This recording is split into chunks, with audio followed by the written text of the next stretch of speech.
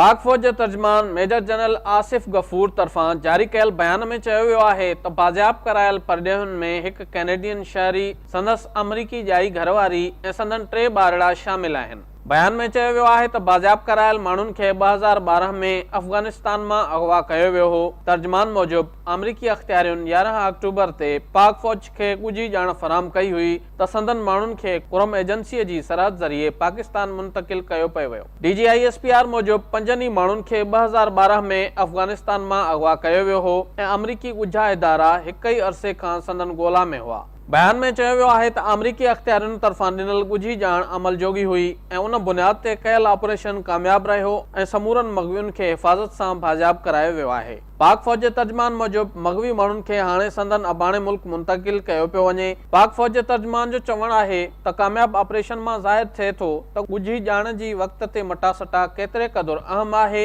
ऐं इहो पाकिस्तान गॾियल दुश्मन ख़िलाफ़ ॿिन्ही मुल्कनि जी फौज जे सहकार सां जंग जारी रखण लाइ पुरज़म आहे। BBC मूजिब 2012 में अफ़गानिस्तान मां हिकु जोड़े जोशुआ बॉयल ऐं संदसि घरवारी कोलमैन खे अगवा कयो वियो हो। अगवा वक़्तु कैटलिन कोलमियन ॻोरहारी हुई। क़ैद दौरान खेसि उन ॿार खां सवाइ 3 ॿिया ॿार बि पैदा थिया।